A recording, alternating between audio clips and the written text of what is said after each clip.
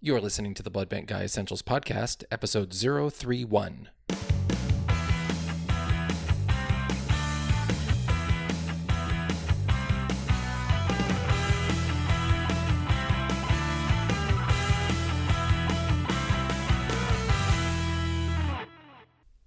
Hi, and welcome to episode 31 of the Blood Bank Guy Essentials Podcast. My name is Joe Chaffin, and I am, as always, your host. So let me ask you a question. Have you ever felt like it's difficult to stay up to date with new developments in blood banking? Like some new piece of information is come and gone and you completely missed it? Well, today's episode is all about how to use a blood bank informational tool. That's right, a blood bank informational tool that you have surely heard of, and in fact, you may already be using. That tool is actually called, don't laugh, Twitter. And blood bankers everywhere are learning that it's an exceptionally easy way to collect with colleagues from all around the world, to learn even when you can't go to a conference, and to have an impact that you never knew you could. And yes, to stay up to date with the latest developments. Today's episode gathers 4 Twitter-savvy medical professionals from around the globe in a virtual roundtable format. And really, our job is just to give you the why behind my strong recommendation, here we go, that all blood bankers should be on Twitter. I'm serious, you should. The first 15 minutes of the discussion center around the basics, just an essential kind of how-to guide. And really, if you're already a Twitter pro, it's totally cool to skip ahead to about the 21-minute mark, and where we will go from there to have a wide-ranging discussion about how blood bankers are already using Twitter and how this platform can be useful and essential to us moving forward. I want to let you know who we're speaking with today, and I'll tell you about them in the order that they'll appear. The first guest is Dr. Jared Gardner. His Twitter handle is @JMGardnerMD. His last name is Gardner.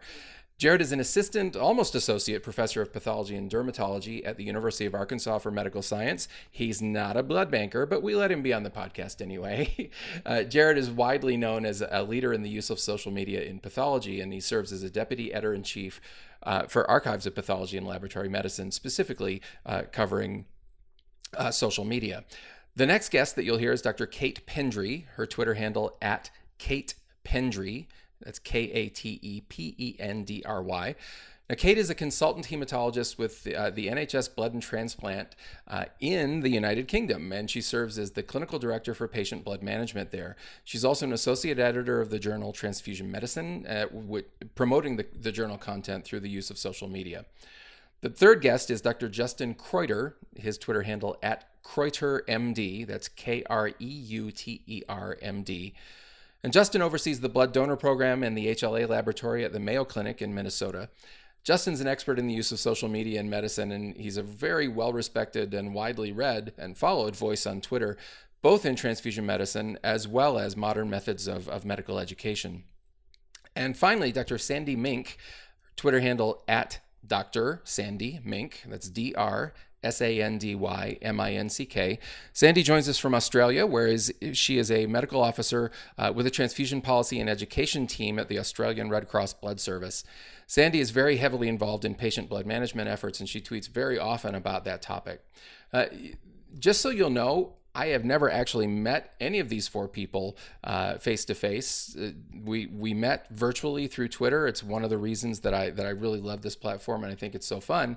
And I think it's just amazing to have 4 people from all around the world to get together to hopefully enlighten us all. So here we go. Here's my roundtable interview on why all blood bankers should be on Twitter, starting with Twitter 101 with Dr. Jared Gardner. All right, Jared, man, it is awesome to have you here, bud. Thank you so much for doing this. Happy to do it. I'm excited about this. So we are, as promised, we're going to take a quick tour through Twitter. And I mentioned before that your background includes work now as a deputy editor-in-chief for Archives of Pathology and Laboratory Medicine. Specifically, I don't know if it's just limited to that, but I know you deal a lot with social media and pathology in that role. So let's talk a little bit about that first. We're just going to kind of lay the groundwork here for the discussion for blood banking later. So even though you're not a blood banker, we'll let you talk on the podcast.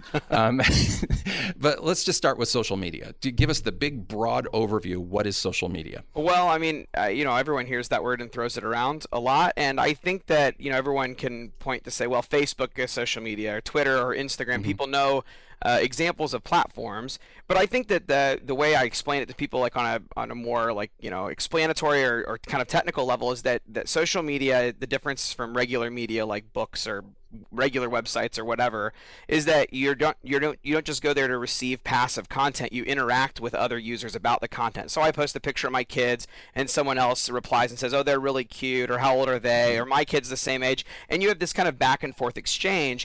And I think that that's what makes social media so powerful and maybe even addictive, if you will, is that back and forth exchange between different users. Because on the other end of any of those interactions, there's another human being there actually, and it's that Sure. that social aspect of it that makes it very strong and very powerful. So I think that the biggest platform is Facebook, most people are familiar with, and then Twitter, especially in medicine, this has been very useful, and I think it's a great kind of public forum to have discussions about things and share ideas and meet new people. And then there's Instagram and a whole bunch of others that are out there, and I think it's clear that social media has become such a huge thing. It's almost too big to fail. It's kind of embedded itself into modern society, and it's hard to imagine going back to a world without it. So let's focus in a little bit on something that you just said. You talked about Facebook and Twitter specifically, and I think you're right. I would agree with you. Most people, when they think of social media, think of one of those two platforms. Sure. Obviously, there's a lot of other stuff out there. You're 100% right, but we're focusing on Twitter today. And since most people kind of know a little bit about Facebook and may not know as much about Twitter, what are the differences between the two?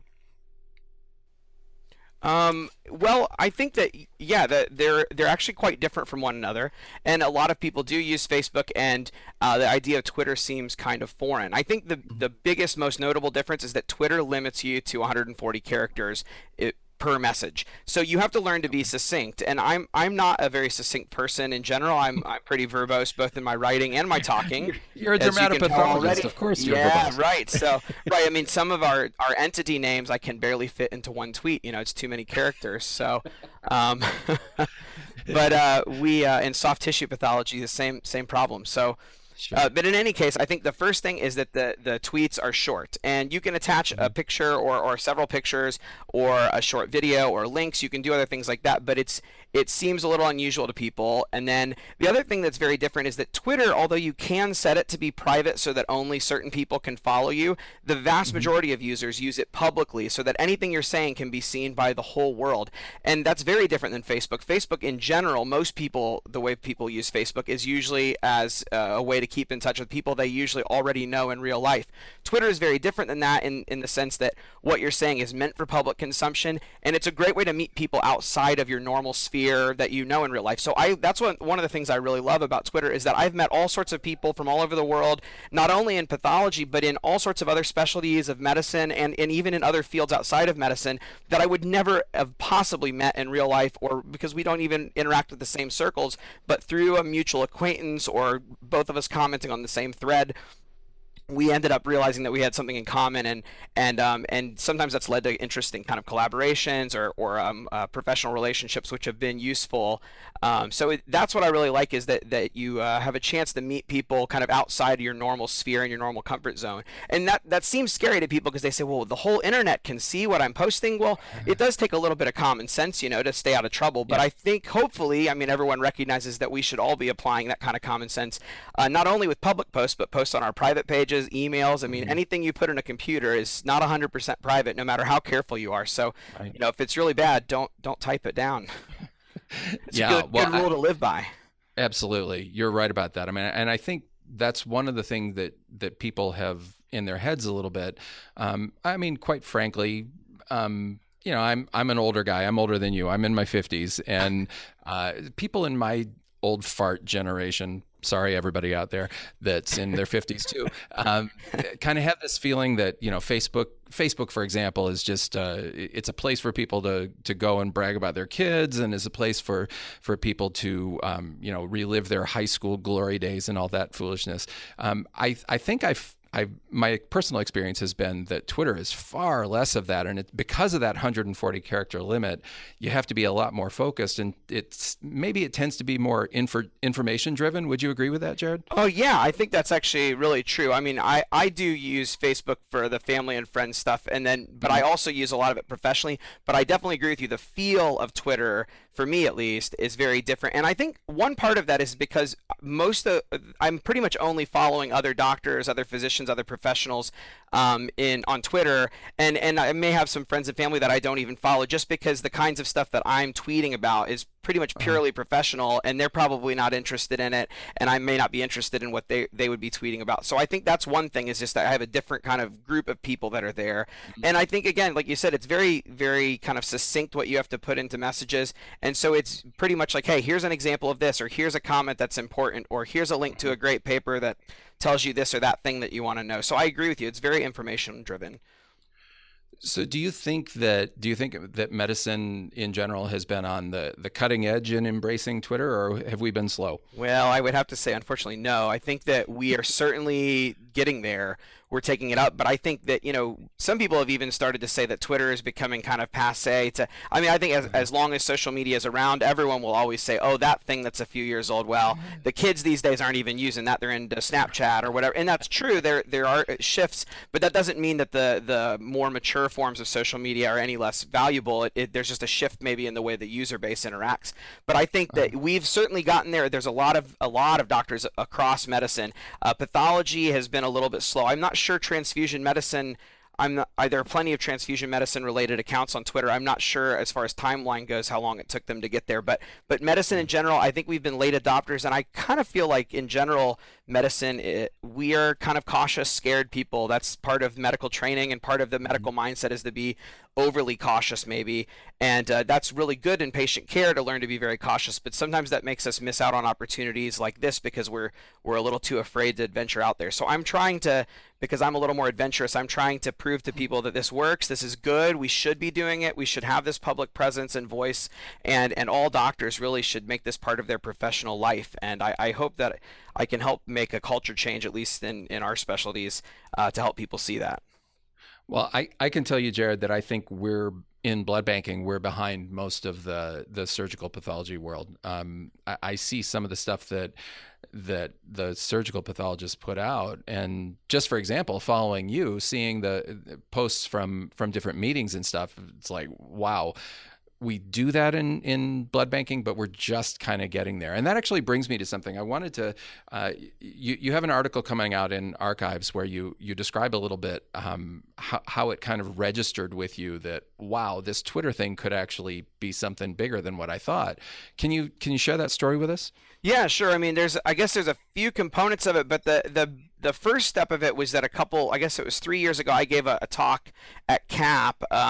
It was just a small roundtable session about social media, and I thought it'd be kind of cool. I was there actually giving a bigger course, and they said, "Oh, you want to do a roundtable?" And I did, and it sold out. It was only a small thing, 10 seats. So they asked me to stay a second day and do it again. This was in 2013, and it sold out twice. So I thought, well, people are really interested in this. That's kind of surprising, and that's the first time I ever did like a formal talk about social media. I mean, that was less than 4 years ago, 3.5 years ago, I guess now.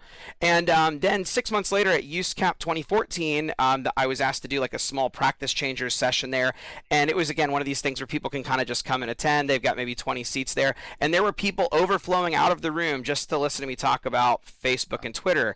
And I think that was the point where I realized, oh my gosh, people really want to know about this, and this is something that I've actually been doing. And I remember at that meeting making a distinct decision. I'm going to really start focusing more on Twitter and putting more effort here, and continuing to use the other, I used Facebook at that point for discussion groups for pathology, but I really started focusing on Twitter.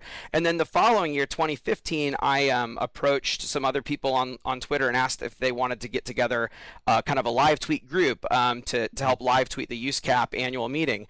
And we got together a team of I think 22 people who said they wanted to do this, and we were going to just take pictures of a speaker slide at the meeting and say, here's a great point about about GU pathology from Dr. Epstein or whatever, and kind of share that with the world and just see what happens. And we approached David Kaminsky, who was at that time the new executive vice president of USCAP, and he said, I love this idea. This is cool and innovative. And then they totally supported it, which was a wonderful thing to see such a prestigious organization do.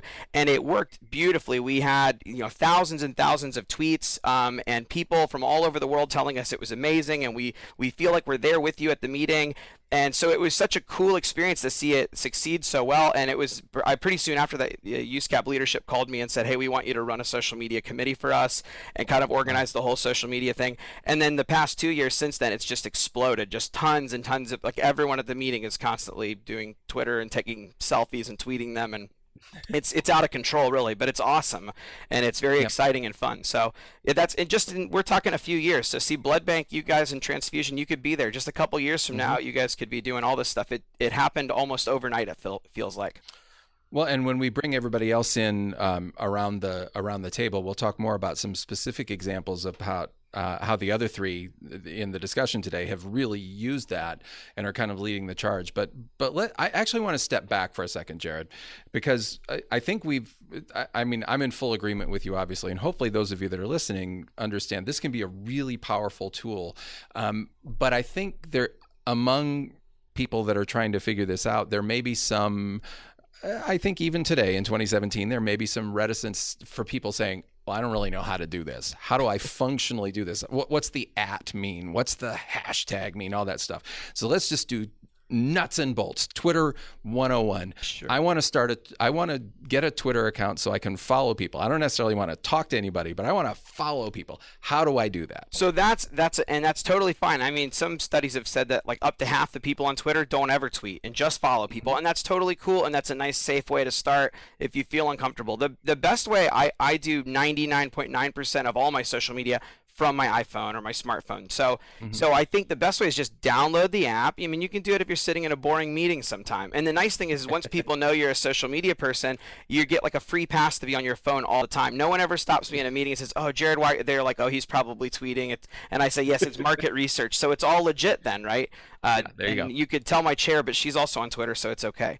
So so in any case, I think that you just download the app.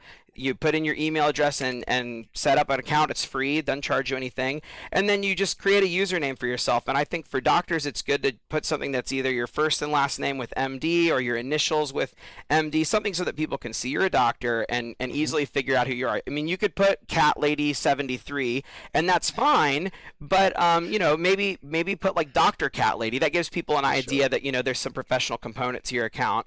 And then you basically just upload a little profile picture and put in a very short description of yourself, and you're ready to go. And the good thing is I get questions about this all the time. So I actually, on my website, the pathinfo.wikia.com, I actually created a social media guide for pathologists, and it applies to other doctors as well. And it kind of goes through all of Twitter, how to set up Twitter, how to optimize your account. It gives links to other kind of how-to sites, all this stuff. So it's a good resource, and I usually direct people there as a kind of to help them get started. And to answer your other question, the @ and the hashtags, and for those who are new, the hashtag is the £. I think most people recognize that now, but the best way I've heard it explained is the @ is a person or an entity, an organization or a person, and hashtag is a topic. So I think that's a real easy way. Any of the @s, those are people, users that have accounts on Twitter. And anything with the little hashtag sign in front of it, that's a topic. So you can click hashtag pathology, and you can see it's a clickable, searchable label. You'll see all the tweets about pathology. Hashtag blood bank, and you'll see all the tweets about blood bank. Hashtag wine, you'll see all sorts of tweets about wine. Whatever topic you're into, you can find a hashtag for it. And so that's why people use the hashtags, because it's a real easy way to help other people in this sea of millions and millions of tweets every day. To help people easily find the kinds of tweets they're looking for is you just click the hashtag, and everyone who's using that hashtag, you'll find all of their tweets. So that's a nice, really simple way to do it. And then the next step is, once you want to venture out from just looking at tweets, you can find people to follow, and Twitter is really good at suggesting people for you to follow. So once you follow a few people, you follow the @bloodbank guy, and you can follow me at JMGardnerMD, and pretty soon Twitter will realize, oh, you're a doctor and you want to follow pathology and blood bank related stuff, and it'll start suggesting all these people, and you can follow anyone that you think you might be interested in. And pretty soon you'll find that these people will start noticing as you start tweeting or as you start replying to them, they'll follow you you back. And I'd say once you get about 50 to 100 followers and start like actually tweeting and replying, that's when Twitter becomes really fun. Because at first you're like, who cares what I'm saying? I don't even have any followers. Like, why would I post anything? I have one follower. It's like my mom, Right. and she doesn't care, right? And my mom's not on Twitter actually, so she doesn't follow me. But I think that what I tell people is start out by retweeting, which is basically sharing. So if you like a post, a tweet from the blood bank guy, go ahead and just click retweet, and that will share that with your followers. And what it will also do is it will notify the blood bank guy, hey, so and so just retweeted you, and he might say, oh, cool, I'll follow them back. And that's how people begin to notice you and follow you. And once you get some followers, then it becomes really fun. And I usually tell people it takes about 100 tweets. After about 100 tweets, you'll feel pretty comfortable with the format of Twitter because it feels kind of alien and foreign compared to Facebook. It's a lot busier. It's sometimes a little hard to keep track of what's going on, but you will get used to it. I promise you, because when I first started, I thought, I don't get this whole Twitter thing. This seems kind of silly. It doesn't make sense. And well, look at me now. So, I mean, this is like my life now. So, Yeah, I would say so. With like 10,300 followers, I would say that is your life.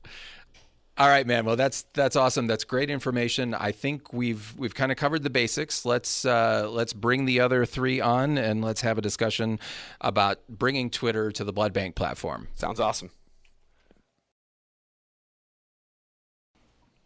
Okay, so we just finished the discussion of Twitter 101 with Jared, and I want to bring in our other three guests to have a quick talk about kind of where we're going with this and what we're doing. And I've already introduced them to you, but real quickly, let me just tell you who they are. We're going to talk first with Dr. Kate Pendry from the United Kingdom. Hi, Kate. Hi. Good to have you here. And we've also got Justin Kreuter from the Mayo Clinic in Minnesota. Hey, Justin. Hey, Joe. Good to have you here. And last but absolutely not least is our friend Dr. Sandy Mink from Australia. Hi, Sandy. Hi, Joe. We're going to start with Kate.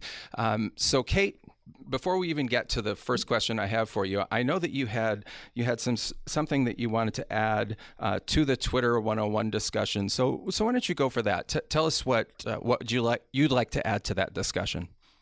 Okay, thanks, Joe. Yes, I just wanted to follow on from what Jared was saying about hashtags. And there's some extra useful tools that you can use to really get a lot of power from Twitter. One of them is called Symplur, Symplur.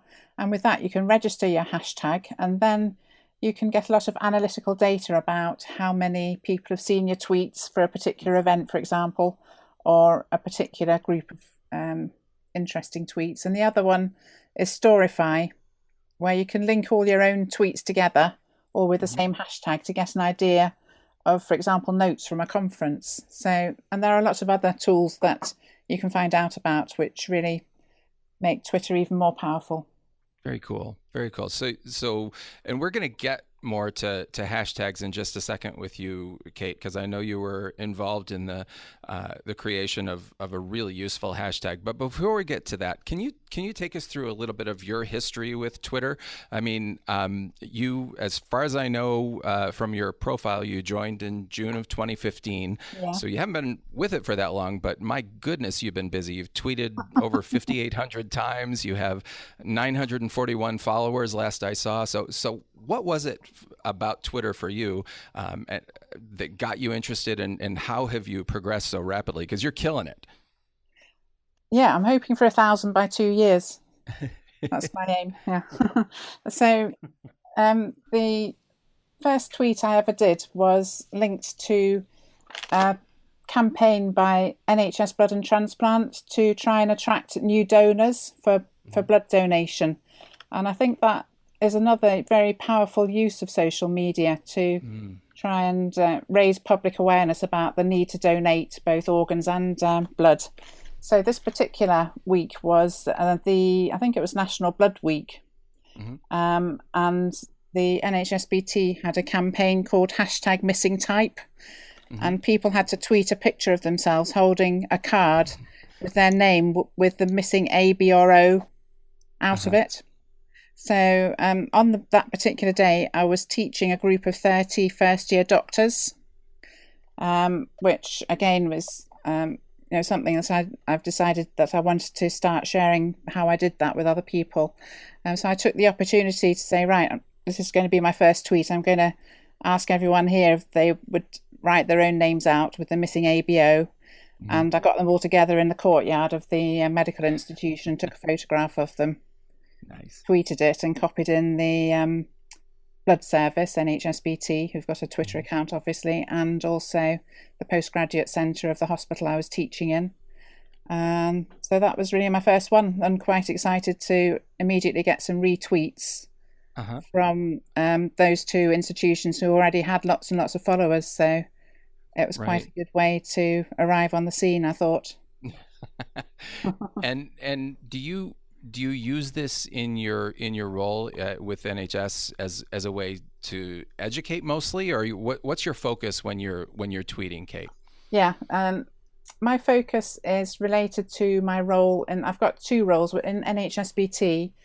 I'm the clinical director for patient blood management, and that is really a sort of, I would say it's an awareness campaign where we need to change the culture and the practice of how people use blood in every hospital across the world, really, because that's how I've linked in with Justin and Sandy as well. It's really a movement, I would say, a patient safety movement to look at the appropriate use of blood. And within NHSBT, we have a group of people who are working particularly on this area, and we've got a lot of tools developed on our website. And we also run lots of educational symposia focusing on different groups like anaesthetics or medicine or obstetrics, etc. So I thought that Twitter was a really good vehicle for sharing all that information, both outside of meetings. Just, if I'm got a particular tool I want to share, I can tweet a link to it, or if I'm running a conference, then I can tweet links to articles that people are talking about in their presentations, and just generally raise awareness. So I think that's probably the main focus of my activity. So your Twitter feed is interesting, Kate, and I say that in a good way. When I kind of looked back over your tweets over the last week or two, and of course there's interesting stuff, and we'll talk a little bit about some of the stuff that you've tweeted recently in terms of the professional stuff, but there are also some funny things on there and some kind of one-off things about I don't know, is that your dog on there that you're polling to see whether it should have long hair or short hair? Is that the deal? Yeah, that's me. That's my dog. My dog sometimes makes that's awesome appearances. So, but, I never tweet pictures of my family, but I do tweet pictures of my dog.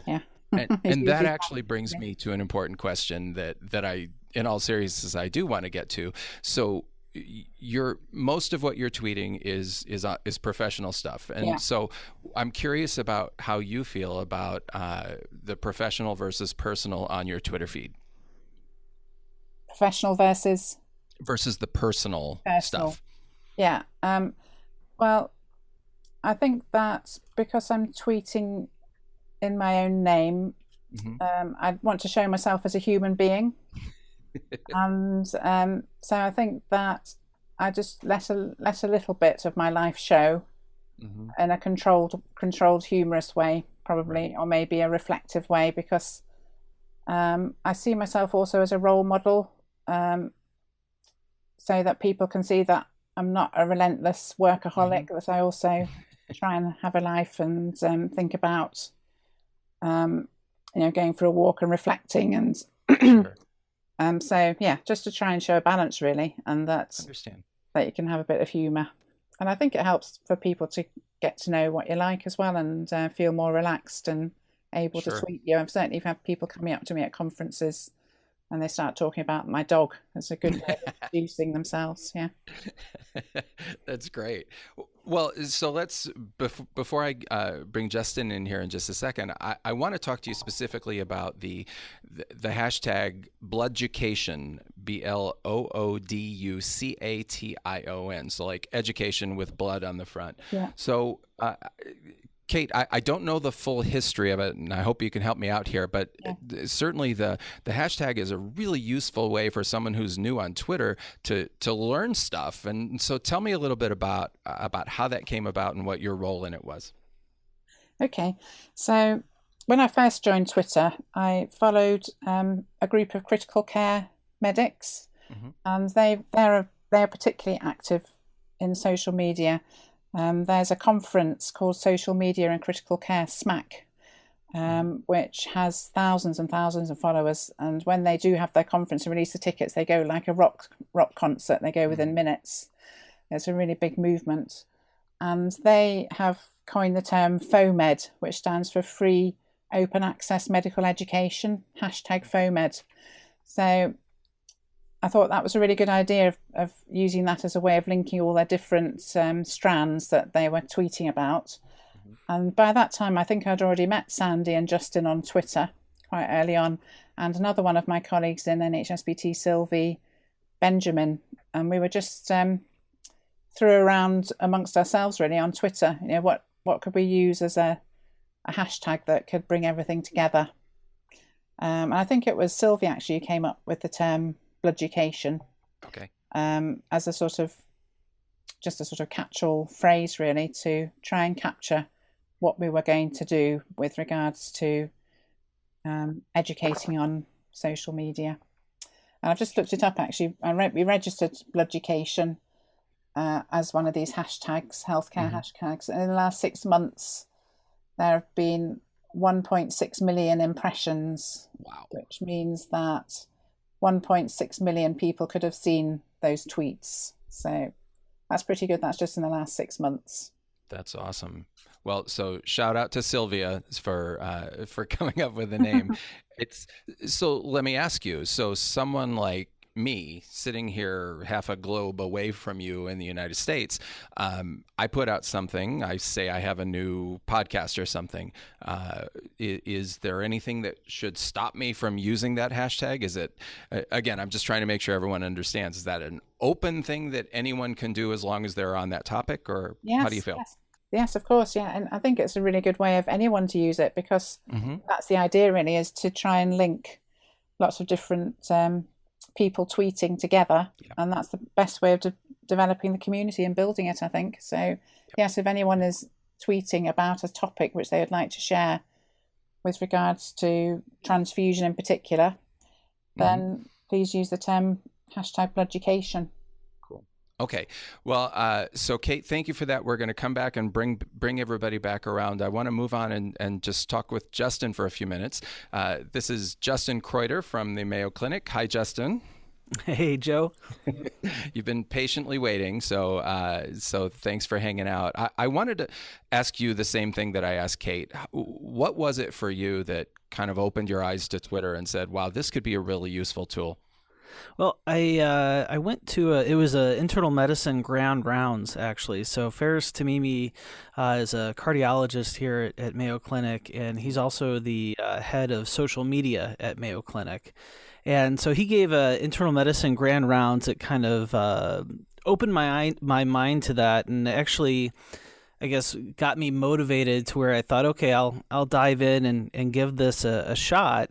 And the thing that really kind of probably helped me there was that very next week I was going to one of these medical education meetings, and so that's actually where my first tweet came out of, and I found myself being very metacognitive during the meeting, rather than going to the conference and trying to absorb the material, and then kind of my attention span coming and going, because I was sort of listening to the material and sort of trying to think about what's sort of a tweetable moment to take out of this. It kind of kept me engaged through the meeting, and then the other thing I noticed was after the meeting, kind of similar to what Kate mentioned earlier about using Storify to capture your tweets. I noticed that when I came back from the meeting, because I wasn't, I don't think, as fortunate as Kate to have a number of followers right off the bat, but for my own help, I had my tweets from the meeting that I could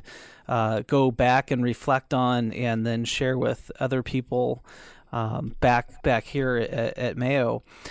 Yeah, and so I think that was the initial start for me where I started to see value, and I think that sort of described the first couple months where I was on Twitter. I kind of used it as a, what tweetable moments are coming around in my professional life in general. And then it was later, actually, within the same 12 months, but about 6-7 months later, I went to a faculty development course at Harvard Macy, and that's where I connected with colleagues Alyssa Hall, Teresa Soro, and they really opened my eyes to dialogue, and that Twitter is not really. It's actually in some ways, I think, optimized for a multi-way or two-way at least dialogue and interaction, and they opened my eyes to that, and I think ever since then, Twitter for me has been both sharing information as well as interacting with communities and networks for me. Yeah, I think that's a really great point, and I heard that in what Kate was saying, and I'm hearing it clearly in what you're saying as well, is that Twitter's not just okay, I'm throwing this stuff out and see you later. It's a conversation, right? Wouldn't you describe it that way? Absolutely. And that's the thing that I think when I got started, I never would have seen that. And what it was is like, once I actually got down and think about it, rather than, as you know, I write blog posts and stuff on occasion. And, when you write something that's longer, I mean, it takes a lot of time, a lot of stuff goes into it, and there's a lot that goes into producing kind of longer text sort of stuff, and it doesn't really lend itself so much to interactivity versus our conversation right now. I mean, I say some stuff, you respond to it and say some stuff, and then I'm responding to what you said, and really that's what Twitter is pushing us to do in the 140 characters is, what's your thought and your question, and having others in your communities react to that. Right. Okay. Well, and speaking of your Twitter feed, I mean, when I look at yours, and let's give you credit where credit's due. You got let's see, it looks like you started in May of 2015. You've tweeted 2,800 times, and you have 1,165 followers. So, but when you look at your Twitter feed, it's a mixed bag. You do a lot of stuff. You're kind of a Renaissance man, dude. So you're tweeting educational stuff. You're tweeting pictures of your Star Wars socks, which is outstanding, by the way. And just recently, very recently, you tweeted, and I actually retweeted a link to your blog. So tell me a little bit about your thought process as you're deciding what to put on your Twitter feed. Yeah, I'm trying to, I think similar to Kate, I'm trying to represent my thoughts professionally and using it to grow professionally. So what you see in general are tweets where I'm trying to either build my personal, at least in education terms, I think about it as my personal learning network. In transfusion medicine, I read transfusion, but transfusion medicine is really a team sport, and there certainly are a lot of relevant articles that comes out of the surgical literature, the hematology literature, the anesthesia literature, etc. And by developing this network of who I'm listening to on Twitter, it allows me to keep up, I think, with all those networks so much better than where I was before I got on Twitter. And then the other thing you see is the way I'm collaborating with my different communities. So I've got my medical education colleagues. I've also got my my transfusion medicine colleagues. I also have a role in tissue typing, doing HLA testing, and so I'm trying to kind of represent all those roles, I think, or I guess authentically what's coming across my life, what I'm thinking about. So I am curious about one thing. When you're and Kate, you're welcome to chime in on this as well, and I'll ask Sandy this shortly as well. with the personal, and it's not super personal stuff that you're putting out, I get that, but you are sharing a bit of yourself. Have there ever been any negative experiences as a result of that? Because I know people get a little concerned with, somebody's going to troll me if I say something about myself on Twitter. Has that ever happened with you, Justin? No, not at all. Okay. I know that similar to Kate, I push out some stuff that comes out. I like to push my Star Wars socks on May the 4th Sure. and that kind of thing. But this is where, for me, another avenue that I use is I also have an Instagram account. And that's where, for me, my Instagram account has been something that's more of a blend of my professional and personal life. So that's where, if somebody's interested in me and interacting with me professionally, if they're engaging me with on Twitter, I mean, there will be a little bit of what's going on in my personal life, but not a whole lot. If people are interested in and certainly there's a lot of in the pre-med community that are interested in kind of, what is life like to be a physician. And I think it's nice to, show me going to the grocery store with my girls and stuff like that. What's life like when you're doing my kind of a gig.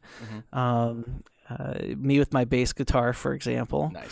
That's going to be on my Instagram feed, and that's how I kind of keep those separate. And every now and then, I make sure to cross-pollinate. So when I put a photo on Instagram that might be related to professionally, I kind of make sure it crosses over so that people are aware that channel exists if they're interested. Hey, Kate, you have anything to add to that? Yeah, no, I've never had any negative comments about any of my tweets. If there is someone that's annoying you, then you can mute them. So that's a tool that you can use where you no longer need to see their tweets, but you haven't actually unfollowed them. So, and you can also block people. So occasionally you get sort of unsolicited tweets that it's people you haven't followed who are trying to advertise things, or it's occasional stuff you don't really want to see, that you can block that. So you can really curate your timeline just to see what you want to see. Got it. Okay. All right. Well, I have to get, Sandy has been so patient sitting there in Australia early in the morning, waiting for me to get to her. Sandy, are you awake? I am. Thank you so much for being patient. I'm saving the best for last. That's what it is. Let's do that. Sounds good to me. So, Sandy, actually, let me just start with that same question to you, and we'll get more to your background. But just out of curiosity, have you had any negative experiences with people ragging on you or picking on you or anything on Twitter? No, nothing at Excellent. all. Well, I am glad to hear that. So let's talk a little bit about Sandy. Sandy works with the Australian Red Cross Blood Service. And so, Sandy, for you, you've heard the questions that I've asked for Kate and Justin. Let's go back to the beginning for you. You have been on Twitter, let's see, since 2014, and you've tweeted over 1,500 times. You have over 500 followers. What was it for you that kind of kicked at you and said, this could be fun? Well, interestingly, we have a communications manager in our team, and it was she that suggested that we get involved in social media and Twitter in particular.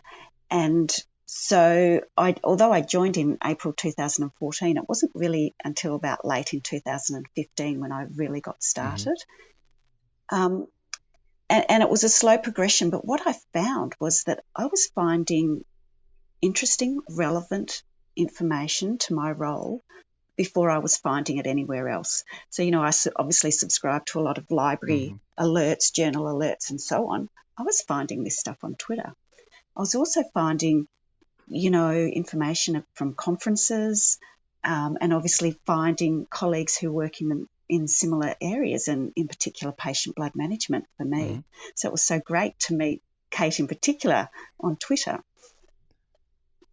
But the other thing I did was around the time I started to get interested. The Mayo Social Media in Healthcare Summit just happened to be in Brisbane, which is where I live. So I was fortunate enough to attend that, and it really opened my mind, and I was quite stunned, to be honest, at the potential of social media. And I distinctly remember thinking, when the idea of Twitter was introduced to me, I thought, but I'm not interested in Justin Bieber. I literally had that thought. And Justin Kreuter, but not Justin Bieber, right? Yes. So, once you start kind of delving in and you learn that you are very much in control of what you see, it's an amazing source of information, interaction, and community, yes. Yeah, for sure. And I love what you just said, because I think that's something that's a misconception.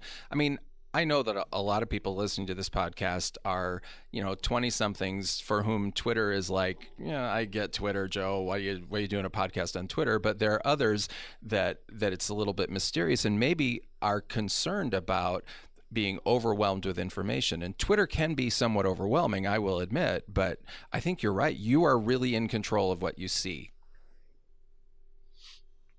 That's right. And, one of the first things I learned at that conference was lists, creating lists. So I have a couple of separate. Yeah. So within Twitter, you can create lists and you add people to that list. And so, for example, I have a patient blood management list. So if I'm having trouble keeping up with Twitter, which I must admit it is a challenge to keep up, I'll just go to my list and I can see the things that are most relevant to me. Interestingly, a lot of the schools in Australia use Twitter to communicate messages. So I have a separate list for the school tweets, one for sports cancellations, one for general notices. And I do actually use Twitter sometimes personally, particularly for travel. So I've got a couple of travel lists of locations I've visited. That's something that I feel I'd really like to spend a bit more time on. I've got a couple of different areas that I'm interested in, and I'd like to create more lists and refine those lists, but it's a great tool. That is cool. Okay. Well, Sandy, so when I look at your timeline, I see, again, a variety of things, but some of the things I've seen from you recently, for example, are, number one, I'll make sure that everyone's aware of this on the show page for this episode, which is bbguide.org/031. But you put a link to a excellent red cell compatibility calculator that you guys have on the Australian Red Cross website, which is really cool. I don't know that we want to get into that in detail, but how does that kind of fit in with what you're trying to do with Twitter? So basically, I use Twitter as a means of raising awareness and sharing information and connecting. The team that I work for is Transfusion Policy and Education, and we, similar to Kate, develop a lot of tools and resources regarding patient blood management, but in particular safe and appropriate transfusion practices. And there is our team has a separate Twitter handle, which is @TransfuseEd. And they tend to do a bit more sort of promotion of our tools and resources. But that tool just came out recently, and I couldn't resist the urge to sort of get in and tweet that straight away because it's such a useful thing. It's awesome. It really is. And really, when you look at your timeline, you see lots of one-off things that are very cool. For example, I think earlier today you tweeted about how the use of Rotem was being implemented in a part of. Is that a part of Australia? Yes, Toowoomba's a suburb in. Actually, it's a city about two hours outside of Brisbane. Okay. And interestingly, I'm about to start a project in relation to patient blood management. And so I was Googling the Toowoomba-based hospital and I came across this article. And obviously I'm interested in, Rotem and point of care testing. So that was how that link came about. No, that's awesome. So I want to get your take on this and bring everyone else in on this, because one of the things that I think people are really using Twitter for, not just in blood bank, though I think it's growing in blood bank, but Jared would tell us that when you look at the use of Twitter at anatomic pathology conferences, it's madness. I mean, it's enormous numbers of tweets coming out, and I don't think that is as big as it could be in blood banking yet. But I want to get your feelings, Sandy, first, and then we'll move around the table to talk about how Twitter can be used at conferences. How do you integrate Twitter into when you're sitting at a conference, Sandy, listening to somebody talk or getting ready to talk? I have to confess, I'm not great at it. We had a conference recently in Sydney, and I found personally to try and listen to the speaker, and we had some amazing international speakers, and to really focus on, what is the key message here that people out there would be interested in, and to try and get the photo of the slide and to tweet it. I was a little disappointed in myself, to be honest. That's something I'd really like to work on. Also, the Australian transfusion community is not quite on Twitter yet, so that's something that we're trying to work on and encourage. But when Kate was at the NATA forum, it was fantastic. I was able to follow what was going on. I almost felt like I was there. So there's definitely a huge role for it. Kate, I will agree with Sandy. You are really good at that.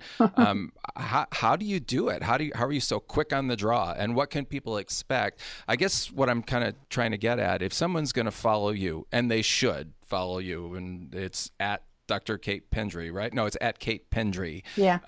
So if someone's following you, what should they expect to get, or what would they hope to get from you attending a conference? Okay, well, what I do, I actually use Twitter for my own note taking. So instead of having a notebook and writing down what I'm hearing, I just encapsulate it in a tweet. And sometimes I take photos of the slide if it adds to the message, and sometimes I don't. But each time I tweet, there's always the hashtag that belongs to the conference, so you can go back and look over the tweets afterwards and link them all together. Let me interrupt you. I'm sorry. Before you go on, who decides what the hashtag for the conference is going to be? Yeah, well, it should be the conference organizer. And I've been lucky enough to be in a position to be the conference organizer for the British Blood Transfusion Society for the last 3 years. So nice. When I got into Twitter, I made sure that the BBTS hashtag was agreed upon, when we were first publicising the programme. And then that's publicised at the meeting as well, and in the brochure and on the name badges, etc., so everyone knows what it is. Right. And for NATA, which is the Network for Advancement of Transfusion Alternatives, I tweeted the organiser, because they're on Twitter, just to ask them what the hashtag was going to be. So it's usually very well advertised. Got it. I'm sorry for interrupting you. That's Go okay. Right ahead. So what do you? So you were saying you use it for note taking, and you tweet out things that are of interest. Go ahead. Yeah, and then if there's if someone mentions a paper, then I might Google the paper and then put a link to the abstract in my tweet, so that people can read more about it. Or if they're talking about a subject that we might already have a tool about, like preoperative anemia management, for example, then I can tweet a link to the tools we've developed for that, so I can start to bring in some of the work we're doing as well to raise awareness. So I think those are the main points for conference tweeting, is to put a hashtag on it and then encapsulate key messages in tweet. You need to find somewhere good to sit so you can get photos of the slides.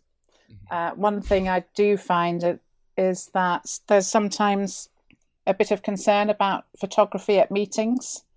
And not every meeting is up to speed. I don't think you can stem the tide of Twitter and people taking photographs of slides. So when I organised the conference, I made it clear that this was going to be a social media friendly conference, and that people who are presenting should expect to have photographs of their slides taken. But on occasion, I have had speakers say, look, I don't want this particular piece of information tweeted, it hasn't been published yet or whatever. Gotcha. And then hopefully people would respect that. Yeah. Yeah. So Justin, what can you add to that? You're definitely someone who has done a good job with live tweeting, and not all blood banking stuff. You live tweet some of your educational stuff with Harvard Macy, I know. Talk to us a little bit about your philosophy. I think when I'm at conferences, I think similar to Kate and Sandy, I think I'm trying to do part of it is taking notes for myself. Part of it, I think, is I'm trying to kind of grow that network or community that I'm interacting with. So as I find new people that are at the conference, I'll usually start following them and seeing if they have interesting things to say. And also I think that engaging in that conversation is another kind of piece that's important. And so during that NADA conference, every now and then there was some controversial points brought up, and people kind of debated about is it better to go one way or the other way. And it's kind of fun in those moments to use that polling feature in Twitter to see, open it up to the Twitter community and see how people see. But I think taking notes for oneself, for the larger global community that couldn't make it to the meeting, which is really, in my perspective, doing everybody a favor. It makes the meeting seem more attractive to people that couldn't quite make it. They get a real flavor for what it's like to be at that meeting, and maybe they'll attend next year. For the individual speakers, it's getting their recent publications out, which of course can shoot up their alt metrics, which is something that is being tracked similarly to what a journal's impact factor is these days. And also then to try to ask questions of other people that are live tweeting to get a little bit of that discussion, because I think that opens up the door for future sort of collaborations once you've sort of walked through that doorway once or twice. Gotcha. So Jared, you have been patiently waiting for us to talk to you again, and I want to just learn a little bit from you, from your perspective on this topic with conference tweeting before we move on. Like I said, this is already a more established thing in AP world than it is in blood bank world. But is that just because there are more people attending Surge Path conferences, or was there? Do you think there was any kind of tipping point, I guess is what I'm asking? Yes, definitely. I think there was a tipping point, and we actually recently published a paper about this in Modern Pathology. In 2015, I helped organize a group of people to live tweet the USCAP annual meeting, and I think 20-some people signed up for it and said, yeah, let's do this. This will be cool. And before that, there had been a little bit of sporadic live tweeting, but I mean, really very little. And so we did it, and we approached USCAP, and they were really awesome and said, yeah, we love this, let's do it. And they made a nice poster and kind of advertised that that we were kind of like the official live tweeting group for the meeting.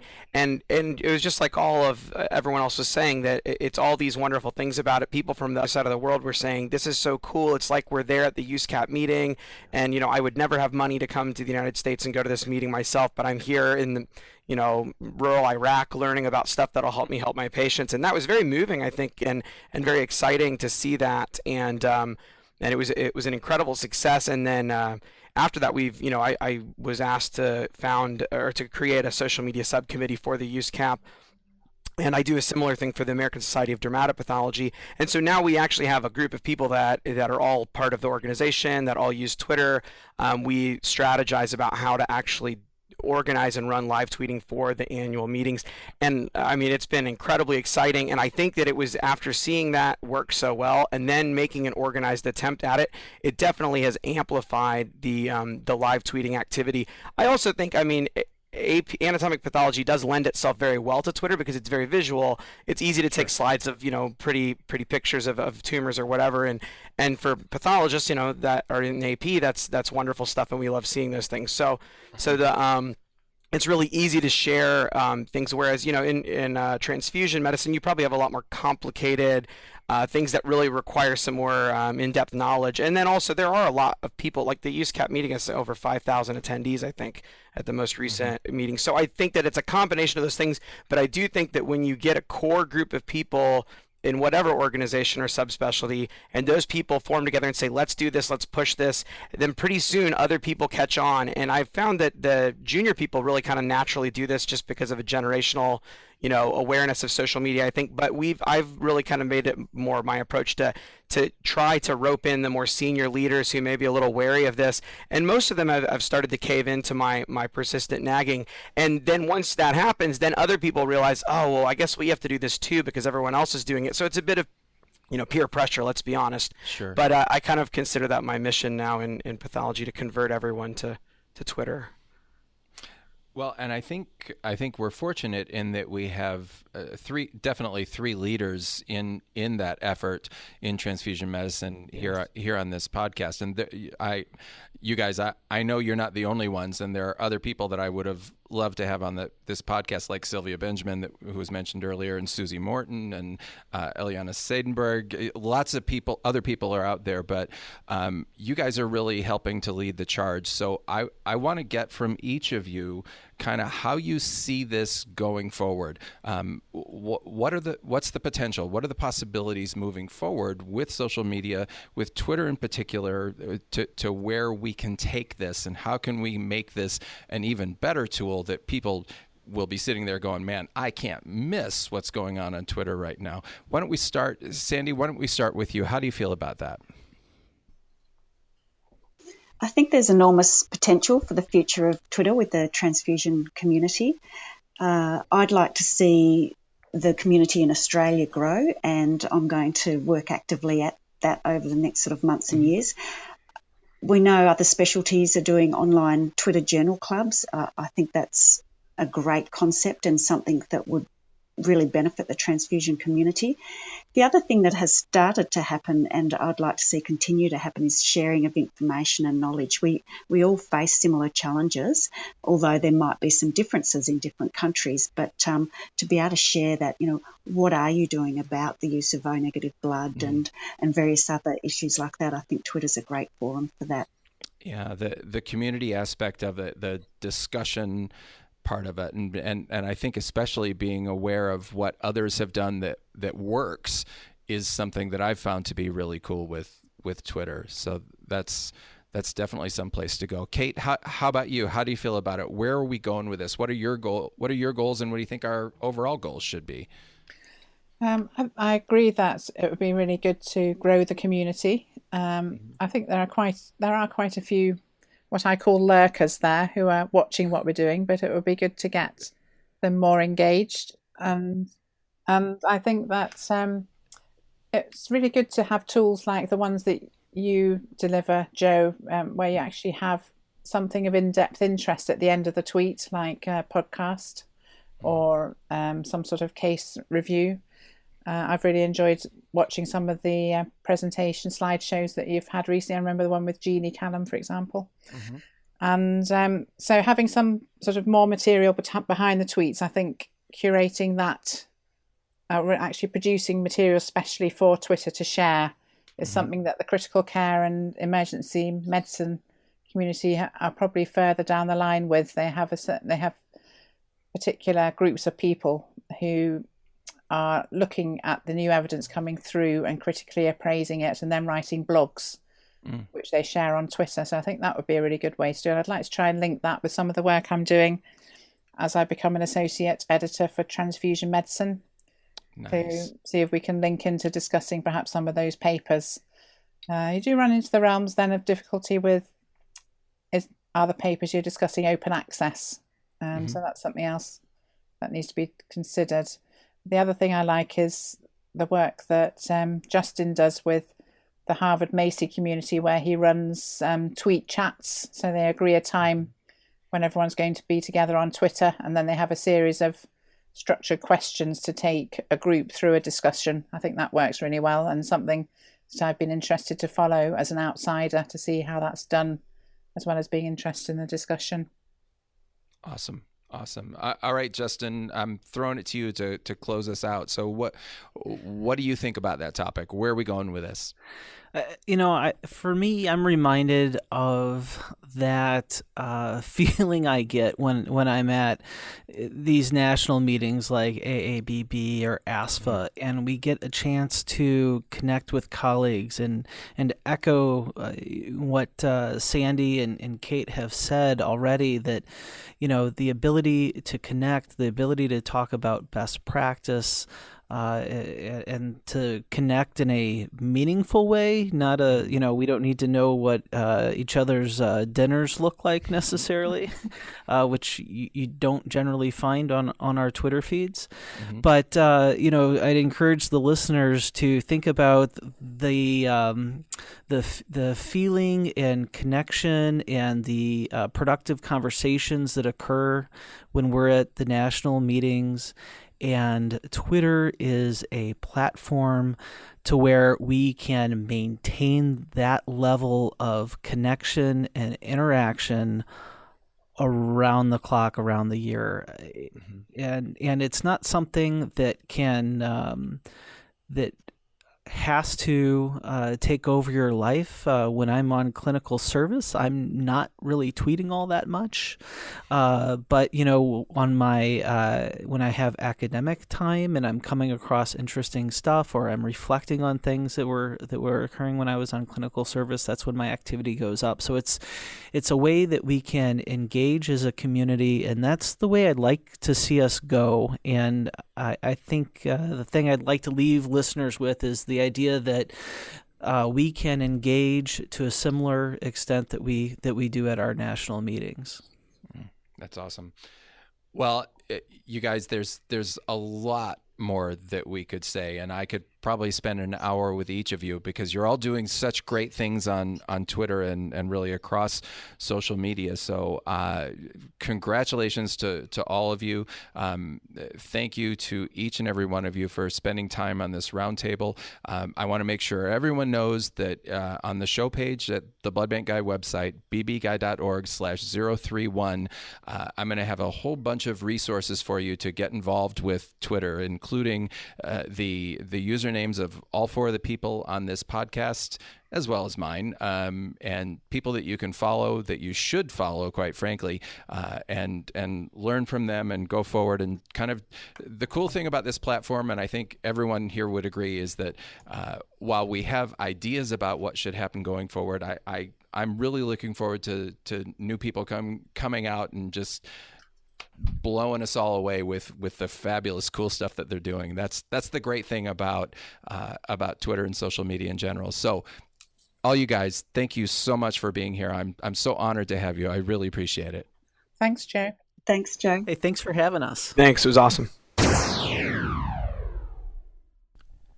Well, that was really fun to talk to all those folks that are making such an impact on Twitter. I hope that you enjoyed it. And I know that Twitter to some of you may seem kind of like old hat, and that's cool. And I've obviously heard people talking about how Twitter is in trouble and everything, but I'll tell you from my perspective, I just believe it's still incredibly useful. And I think that in blood banking, we're just starting to get the hang of it. And we're just starting, maybe we're behind, but we're just starting to get the hang of how this can be really, really important and help us stay up with things. So I really, as I said before, I have no problem telling you that if you're a blood banker, you should be on Twitter.